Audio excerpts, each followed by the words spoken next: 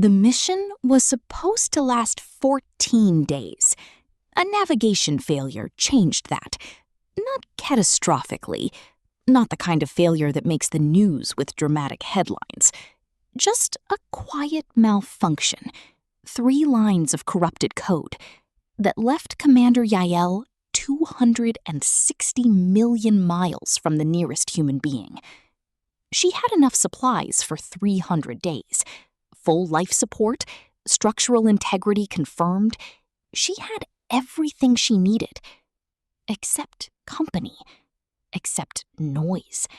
Except the 10,000 small sounds that fill a life so completely that you never notice them until they're gone. She had complete silence, and she had no idea yet what that was going to give her. The first week, she fought it. She played every playlist she had. She ran diagnostics she didn't need to run. She talked to the ship's AI, whose name was Callum, for 6 hours straight on day 3. Callum was patient. Callum was always patient. She made lists of everything she missed. Her daughter's voice, the smell of rain, bad coffee from the station vending machine, the specific sound of a city on a Sunday morning. By day 9, the lists were 300 items long. By day 14, she had run out of things to say. She sat in the observation pod. The stars were completely still. The universe made no sound at all. And then, in the silence, something answered. Not a voice, not a signal.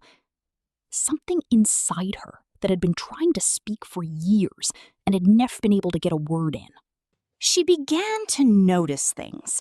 The sound of her own breathing, not as background, but as something worthy of attention. The rhythm of her heartbeat against the quiet. The way her thoughts, without the competition of noise, became startlingly clear.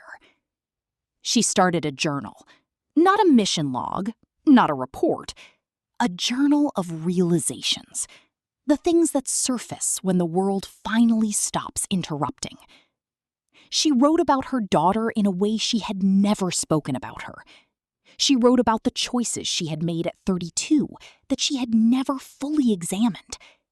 She wrote about fear, not as something to manage, but as something to understand. On day 60, she paused mid-sentence, read back what she had just written, then added one more line at the bottom. I think I finally know who I am.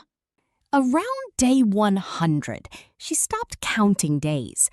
She began watching Jupiter's storms for hours at a time, not studying them, just watching. The way you watch a fire, or the sea, or rain on a window, letting it move through you without needing to name it.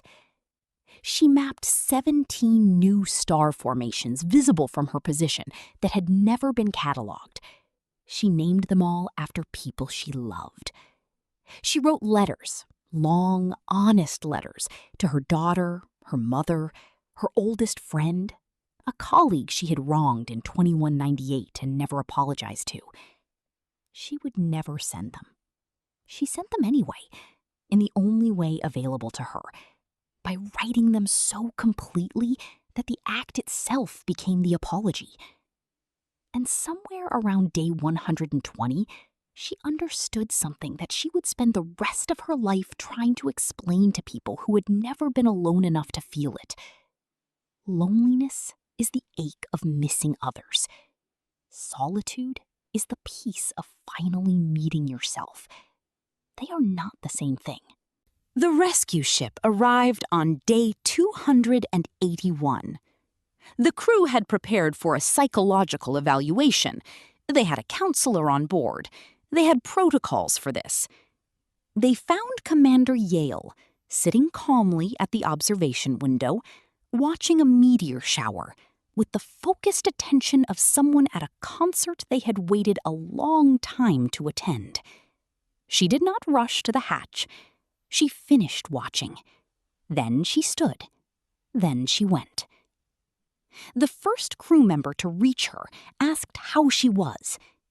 She looked at him for a moment, with eyes that had spent 281 days looking at the largest thing in the known universe, and said, "I needed that time." Here is what her story means. You do not have to go to space to learn what silence can teach. You only have to stop filling every quiet moment with something and let what is already there finally speak.